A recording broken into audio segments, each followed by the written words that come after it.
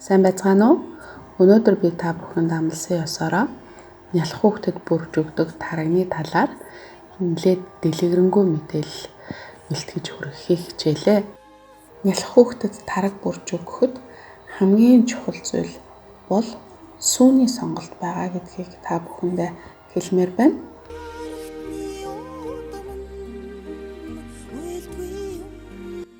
За сүүний тал дээр бол мэдээж бүгдээрээ үхрийн сүү сонгоно.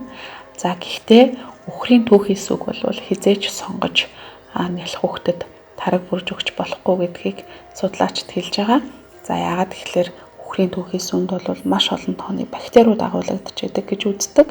Тийм учраас үйлдвэрийн аргаар боловсруулагдсан маш өндөр температурт маш бага хугацаанд ариутгагдсан ийм сүг сонгож тараг бүрж өгөх нь зөв гэж үзэж байгаа.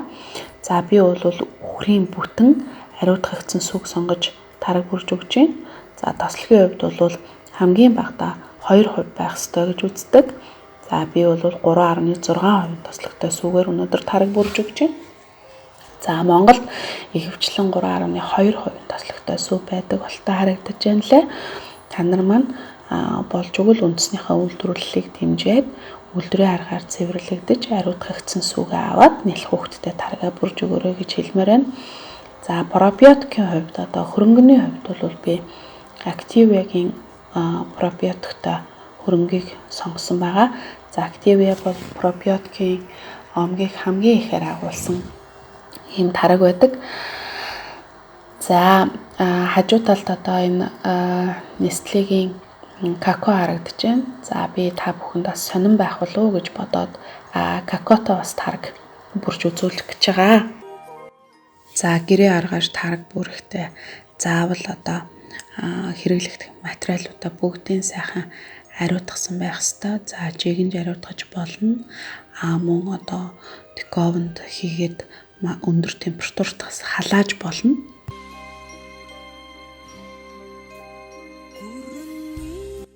Би бол 5 минут жигэнсэн. Энэ бол сүүгээ хутгах халбаг. Түүнийгээ бас буцалсан усанд ариутгаж байна. Жигэнснийхаа дараа шилнүүдээ агаар орохоор доош нь харуулж тавиад хатаана.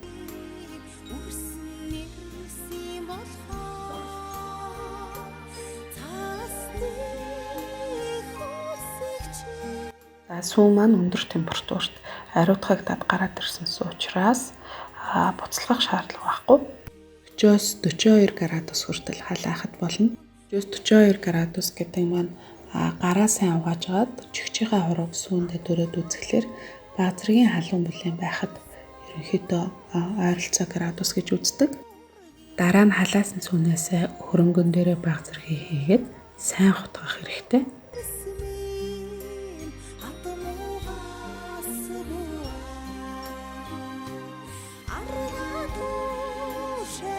Ингээд сүүтэй хольж хутгасан хөрөнгөө тоогоотой сүүн дээрээ хийгээд сайн хутгаж өгнө. За хутгаж явах явцад сүү маань хөрөх магадлалтай. Тийм болохоор галаа та нар маань бага дээр нь тавиад температурыг хадгалж явах хэрэгтэй.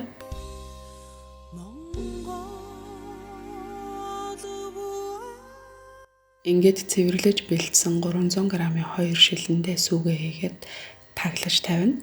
Тараг бүрэх хэмжээний тал дээр нэг зүйлийг хэлэхэд гэрээ аргаар бүрсэн тарагийг 3 хоногоос дээш хадгалах нь дэмий гэж үздэг. За яагаад гэвэл пробиотикийн тоо эрс багасч хортооны гар халдварлах магадлал өндөр болдог гэж үздэг. Тийм учраас ойр ойрхон шин тараг нялх хүүхдүүдэд бүрж өгч явах нь зөв байх нь. Ингээд үлдсэн сүүн дээрээ 12 г орчим какао хийж өгнө. За тэр нь амны том халбгаар нэг овоолон хийж өгөхөд 12 г орчим болж байгаа. Дараа нь какаогоо уустал нь сайн хутгаж өгөөрэй. Мөн сүү маань бас хөрөх магадлалтай гэдгийг сайн анхаараарай. Сүүнийхээ температурыг байнга барьж явах нь чухал. Какаотой сүүгээ хийж байгаа сав маань 500 г-ийн шил байгаа. За тараг бүрэлдэж гээлэн бүтэцтэй болох хүртэл түүний температурыг нэг хэмт хадгалах нь чухал. За тиймээс ерөн зориултын машиныг ашиглаж бүрүүл тараг их гоё бүрэлддэг. За гэвч одоо би тэр машиныг айл болгонд байхгүй байх гэж бодоод будаах шагчинд таргаа бүрж үзүүлэх гэж байна. Та нар маань сая анзаарсан бол би будаах шагч руугаа ус хийлээ. За энэ нь 400 г орчим бүлээн ус байна. Үүн дээрээ 3 шилтэй сүүгээ хийгээд будаах шагчаа таглаад будаах шадаг тохиргоон дээр нь биш халууна барьдаг тохиргоон дээр нь тавиад 6 цагийн турш орхино. За 6 цагийн дараа будаах шагчнаасаа гаргаад 1 цаг тасалгааны температурт байлгасныхаа дараа 6 цаг хөргөгчөнд хадгалахад тараг маань маш гоё өтгөн гоё тараг болж өгнө.